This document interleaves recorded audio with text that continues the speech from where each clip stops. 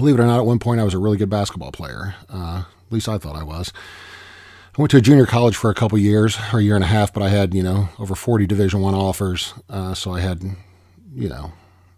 maybe not as many schools after me as, say, a Brendan Schaub had recruiting him in football. But I had a lot of schools recruit me out of junior college basketball, big Division I schools. And so when you sign up for a scholarship for a school like that, they pretty much own you. They can tell you what you can and can't do. It's kind of like being in the military to a degree. So they made our college basketball team as one of our first games of the year. We had to go play against the prison team. I guess there was a prison in the town. It was in Danville, Illinois, right across the border of Indiana. So there's a prison team over there. And we had to go play against them as a service to the community. I guess, you want to do as much as you can for a bunch of murderers, rapists, and, thieves. So not everybody's in prison for selling an ounce of weed or whatever they claim they're in there for. So, although I'm sure there's some that have been caught up in an unfair legal system, like Cooey Lee. Anyway, so they make our team go there, and then when we get there to play, and I try to get out of it, I told the coach I didn't want to go to a prison to play the guys. I said, I don't think it's safe going in there. And he's like, oh, quit being a baby. We've been doing it for years. Nothing's ever happened. So we get there, and you have to sign a waiver saying that if you are taken hostage, you understand they will not negotiate for your life. If you are murdered while you're in there, you will not press charges. I don't know, or pursue a lawsuit. I don't know how I would do that if I were dead. But I guess if you survive it, you're saying that you won't do it.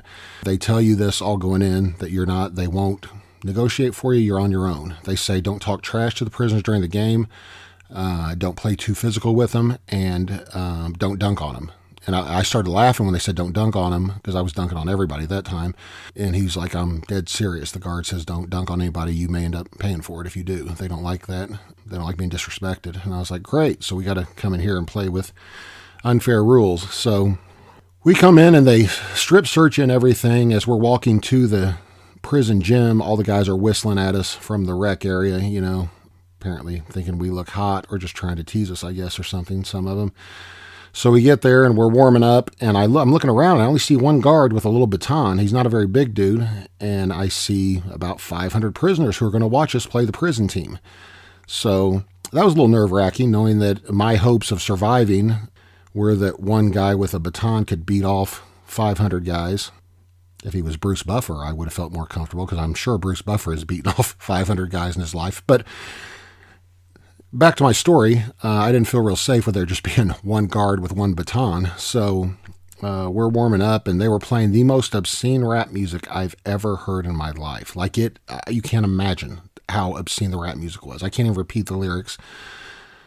It was terrible, the things they were saying, and I think it was homemade prison rap that they allowed them to play, doing something constructive for them. A lot of them had big recording contracts waiting for them when they got out of prison, I bet. So they're playing the most obscene music you've ever heard, and as we're warming up, I noticed these two dudes are talking about me, like looking at me, pointing at me or whatever, and I didn't think much of it. It was a white guy and a black guy they were talking. I was thinking, that's weird that they kind of talking about me, looked like they knew me or something, but I was like, I don't know. So we get out there, it's a jump ball. We get the ball right away, go down and score real easy.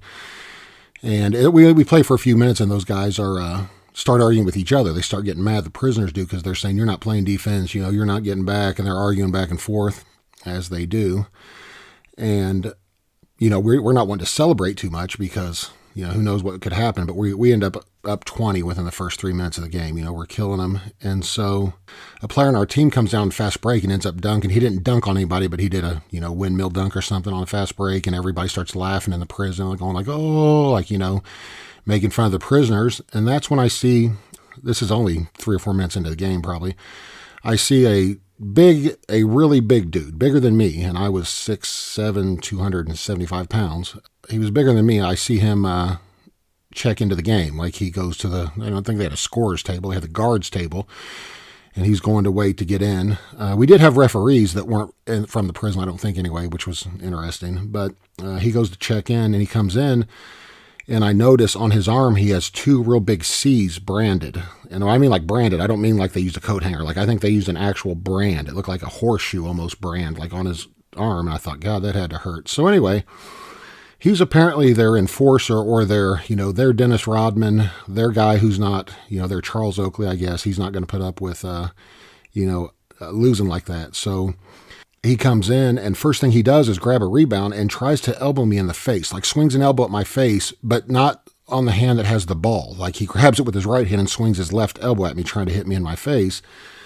And so I dodge it, and I'm kind of running back like, holy crap, man. And running back down, and they were like, come on, Big C. Like that's what they're calling him, Big C, which I naturally assumed was because of the giant C that was branded on his arm. Later on, I started to wonder if the C didn't stand for something else, but everyone's calling him Big C. And so we come back down, and now I'm guarding Big C, and he gets the ball in the post, and I could easily, block his shot or take it from him if he weren't trying to bulldog through me and hit me with elbows and back into me, just slamming into me, playing real rough, And I was like, dude, I'm not trying to, I'm afraid I'm going to clash heads with him or get hit with an elbow. I didn't want to, mix blood with any of these guys, or spit or anything. I didn't want to get any of their whatever they had on me. And so he's playing real rough and slams into me, backs in, some Shaquille O'Neal type move and just scores a layup. So I let him do it because I'm not trying to get jumped by 600 prisoners. And we come back down, and they put the ball into me or whatever. I turn around, I go to try to score, and Big C about takes my head off with a clothesline. The ref doesn't call it for whatever reason. And so I let, I kind of was like, all right. So I didn't really go after the rebound on that play when I missed. The next time we come down, I go to get an offensive rebound. I was kind of known as being a rebounder, as the best rebounder on our team. And Big C again tries to take my head off with another elbow. And at this point, I'm like, dude, this isn't worth it. I'm not getting in a fight with Big C. I wanted to, start talking shit to him or whatever. And if it was a regular game, it'd be a different story. But so our coach calls a timeout. I mean, we're up 25 or whatever by this point. It's halfway through the first half. And the coach starts yelling at me. It was like, why are you playing like a pussy? What, are you afraid? And I said, yes, I am afraid. He goes, what are you afraid of? And I said, afraid of Big C, that he's going to shank me or kill me. Like, what do you mean? What am I afraid of? We're in prison with 500 prisoners trying to kill us, or whatever, and playing real rough and just being ridiculous, and we're not going to win that fight. And, I told the coach he's more than welcome to get out there and mix it up with Big C if he wants, but he didn't have any interest in that. So we go back out there. We continue to destroy him. We're up by 40 at halftime. So at halftime, the white guy and the black guy that were talking to each other and pointing at me, they're standing near half court, and they say, hey, big man, come over here for a second. And as, out of our layup line as we're warming up, and I walked over, and I'm thinking that one of them knows me, or maybe he knows Kui Lee or one of the guys, many felons that I grew up with in my basement. It's like, hey, you remember Cell Block F? But he didn't want to talk about that. He came over and said, man, you play really physical. You surprising. A boy your age ain't scared of these convicts in here. You know what I'm saying? It was the white guy that said that. It doesn't matter what color he was. But I said, oh, yeah, man, thanks. He goes, nah, really, you rough, man. You tough. You play tough. And I was like, thanks. I didn't know how to take that. And then I see the one prison guard tells me, he says, hey, 52 or whatever number I was, get back in line. Get back warm-ups. And I was like, oh, okay, sorry, I go walking back over there. Don't hit me with your baton. And a few minutes later, he comes over to me and says, hey, sorry about that. He goes, those guys are both rapists. He said they were trying to kind of lure you away from your team or whatever. He said, so I didn't want you getting too close to them. I didn't know if they were going to try to, take you into the bathroom or jump you or something. I was like, wait, so you would think someone with my experience growing up with pedophiles would have seen that coming, but I had no idea that they were trying to sweet talk me by telling me how tough and rough I was. So apparently what was coming next was, yeah, you a rough boy, you play tough. You want to play tough with me? Or let's see how tough you is, So I dodged that bullet, but yeah, that was a interesting experience. Not my first time in prison, obviously. Hopefully my last. I don't really look forward to going back. But you never know when you get caught up in the game, know what I'm saying? Catch a case,